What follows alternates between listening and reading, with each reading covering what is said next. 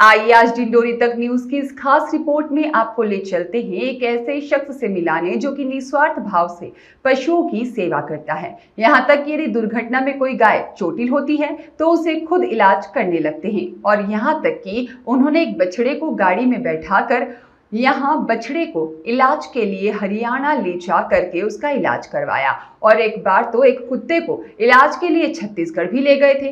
आज पशु प्रेमी और गौ सेवकों ने शासन प्रशासन से शाहपुरा नगर में गौशाला के लिए मांग की है, लेकिन सुनते हैं और मिलते हैं ऐसे एक पशु प्रेमी अमित रजक से जिन्होंने शाहपुरा नगर पर स्थित कांजी हाउस को लेकर क्या कुछ कहा और शासन प्रशासन से उन्होंने क्या मांग की है। देखिए हमारी इस खास रिपोर्ट में।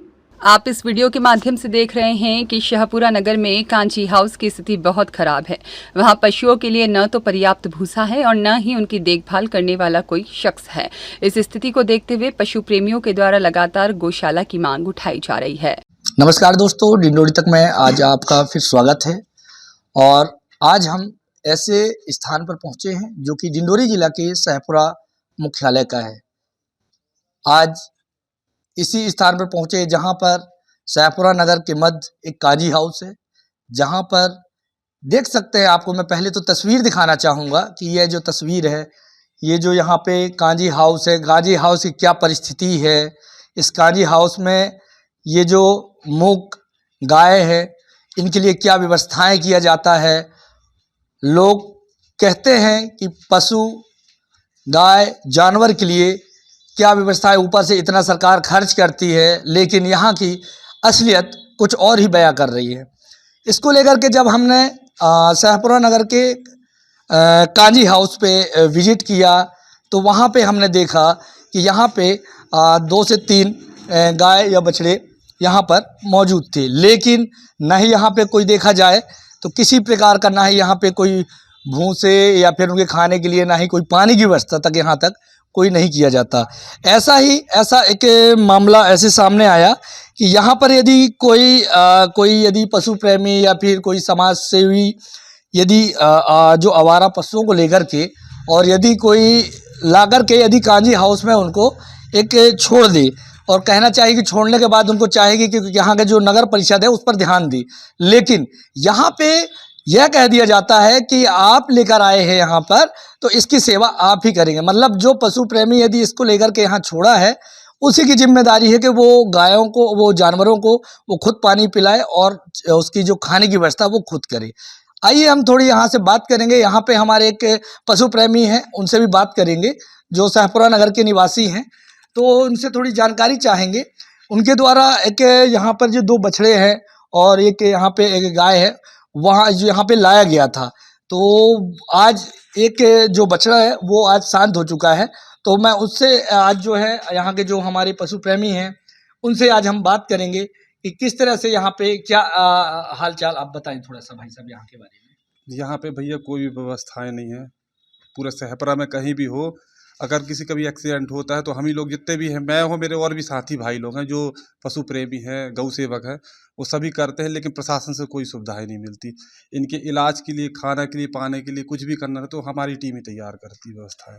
जैसे हमें जानकारी मिला कि आप जैसे इन पशुओं को लेकर के यहाँ पे आवारा पशु थे तो एक्सीडेंट हो गया था, उसके बाद आपने यहाँ लाके छोड़ा, फिर उसकी यहाँ पे देख रेख क्या देख रेख ऐसा है कि हम ही लोग को करना पड़ता है। यहाँ पे लाइट भी नहीं है, तो अभी ये देखिए यहाँ धुआं कर रहा हूँ क्योंकि मक्खी, बहुत गंदगी है तो मक्खी काटती है और इनके घाव बढ़ जाते हैं मक्खी काट। इस चक्कर में बहुत सी चीज़ें हैं जो हम लोग को नहीं मिल पा रही, सुविधाएं जो चाहिए इनके लिए। यहाँ पे क्या पानी और जैसे इनके खाने के लिए क्या, इनके जैसे चारे भूसे वगैरह की क्या व्यवस्था? भूसा, चारा, पत्ते जो भी हैं वो उसकी व्यवस्था हमको रोज़ करनी पड़ती है। शाम टाइम मेरे को मंडी जाना पड़ता है, तो मैं और मेरे छोटे भाई हैं, वो लोग जाके, हम लोग मंडी से जाके सब्जी के छिलके लेके आते हैं। अभी भूसा का सीज़न चल रहा है तो हमने भूसा का स्टॉक किया। आज भी अभी शाम को जाएंगे एक जगह भूसा का स्टॉक करने, जिससे कि साल भर इनकी व्यवस्थाएं हो सके। क्योंकि अभी कुछ दिन पूर्व जैसे हमको ऐसे जानकारी लगा था कि आपके बारे में और भी अच्छा पता चला था कि जब कोविड का समय चल रहा था, कोविड के समय भी आपको कलेक्टर डिंडोरी के द्वारा प्रशस्ति पत्र दिया गया था और सम्मान किया गया था, तो उस समय आपने क्या अनुभव किया था? उस समय क्या कैसा चल रहा था उस समय? सर बस मेरा यही था कि मेरे कारण, अगर मैं देख रहा हूँ कि मेरे सामने कोई जानवर अगर मर रहा है तो फिर वो गलत है। अब मैं चाहता हूँ कि मेरे रहते किसी जानवर कोई भूखा ना रहे, ना कोई किसी को कोई कष्ट हो।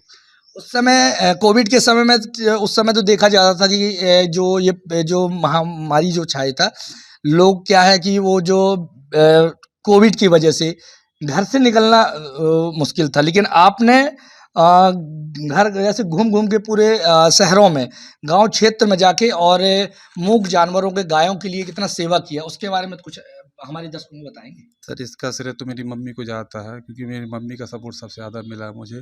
वो क्या करती थी, कोविड समय दाल चावल खिचड़ी बना देती थी एक तबेले में, जिससे कि फिर उसके बाद वो खिचड़ी को क्या करता था, मैं ठंडा होने के बाद जितने भी नगर में कुत्ते मिलते थे उनको खाने के लिए ले जाता था, देने के लिए रात को भ्रमण करता था। प्लस गाय जो रहती थी, अगर वो इंजर्ड है तो फिर अपन उनको पकड़ के एक जगह रख के उनका इलाज करते थे। अभी मेरे पास एक नंदी है, वो लगभग 7 साल से है, वो दोनों आँखों से अंधा है, तो उसकी भी सेवा चल रही है अभी करंट में।